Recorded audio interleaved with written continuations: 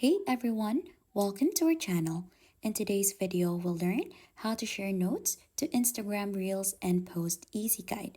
So for us to be able to go ahead and add in a note to any post or Instagram Reel onto your Instagram account, you'll just need to head onto the Instagram app first.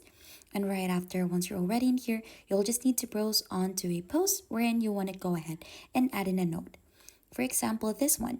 So if you want to go ahead and add in a note for this, click onto this icon in here, and then there should be an add note option. So if you click onto that, you should be able to go ahead and type in anything onto that note and click on to share.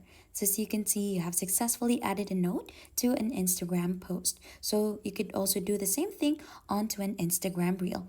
And that is how easy you could share notes to Instagram reels and post easy guide.